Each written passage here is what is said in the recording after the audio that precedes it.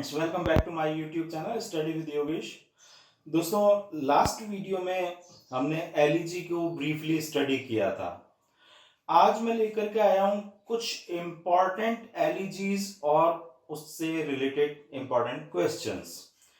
तो अगर आपने मेरा लास्ट वीडियो नहीं देखा है तो आप वहां जाकर के एलईजी को ब्रीफली स्टडी कर सकते हैं। आज हम शुरू करते हैं इम्पॉर्टेंट एलईजीज के लिए ये वीडियो। Important elegies and questions. तो सबसे पहले बात करते हैं एलईजी कौन कौन सी इंपॉर्टेंट है। तो यहां सबसे पहले दे रखा है एडोनिसिस।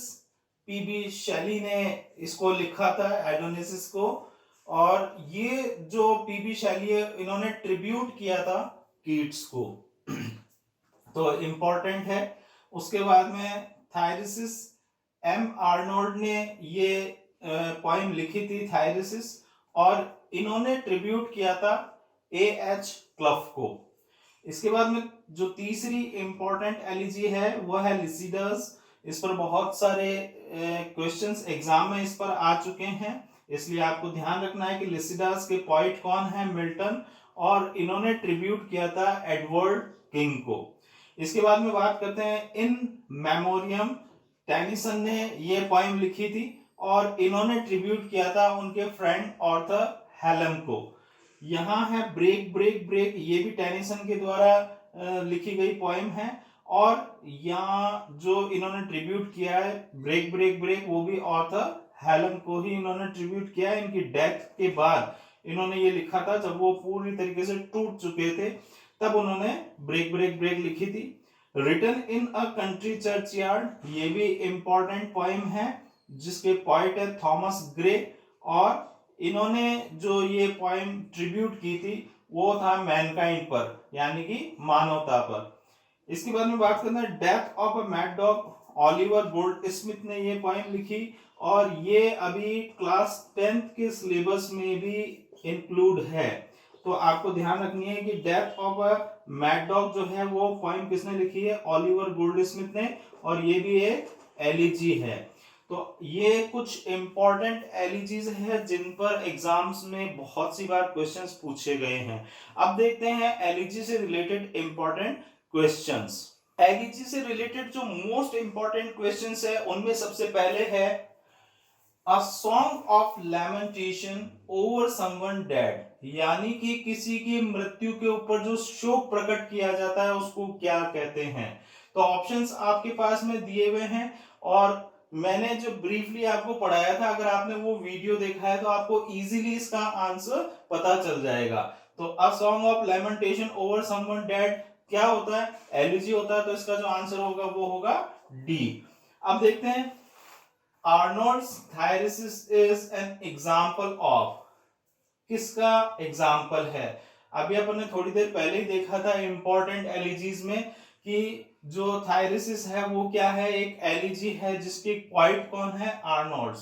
तो यहाँ आपने अगर ध्यान से अगर वो चीज देखी है तो आप इजीली इसको देख करके इन ऑप्शंस में से कहेंगे कि ये एक एलईजी है। नेक्स्ट क्वेश्चन है the term पेस्ट्रल is widely used for. जो वीडियो अपन ने एलईजी का ब्रीफली बनाया है और आपने उसको स्टडी किया है, वहां आपने देखा था कि वाइडली यूज्ड फॉर जो पेस्ट्रल है उसको किसके लिए यूज किया जाता है। तो ऑप्शंस आपके पास में है, और यहाँ दो ऑप्शन आपको ज्यादा कंफ्यूज कर सकते हैं, इसलिए बहुत ही ध्यान से आपको ये देखना है। ऑप्शन ए है shepherds and rural life, B है rural life closed to nature, और सी है इनोसेंस इन ह्यूमन लाइफ, और डी है नन ऑफ देम। तो यहां जो आपका करेक्ट आंसर है वो है option B rural life close to nature. कहीं ऐसा ना हो कि आप शेपर्ड को देख करके और इसको करेक्ट आंसर मान लें। शेपर्ड जो है वो पोएम में जो पॉइंट होता है वो अपने आप को शेपर्ड मान करके वो पोएम कंपोज करता है, लेकिन यहां कह रहा है कि पेस्ट्रल जो है वो किसके लिए यूज होता है, तो रूरल लाइफ जो कि क्लोज है किसके, नेचर के। नेक्स्ट क्वेश्चन है elegy is a form of, यानी कि जो एलिजी है उसको किस फॉर्म में लिखा जाता है, ये भी मैंने आपको बताया था प्रीवियस वीडियो में। तो तो आप देखिए इसके आंसर्स में से कौन सा आंसर हो सकता है, यहाँ जो ऑप्शंस दे रखे हैं उसमें से। तो इसका करेक्ट आंसर है बी, रिफ्लेक्टिव पोएट्री। जो एलिजी है उसकी जो फॉर्म होती है, यानी कि वो जिस फॉर्म में लिखी जाती है वो होती है reflective poetry. In it the poet is the guise of shepherd. ऐसी कौन सी चीज है जिसमें जो पोएट है वो शेपर्ड का रूप धारण करता है और फिर वो पोएम लिखता है। तो आपको इसमें से मालूम है कि ये ऑप्शन ए है एलिजी, बी है पेस्ट्रल एलिजी, सी है सोनेट और डी है ऑड।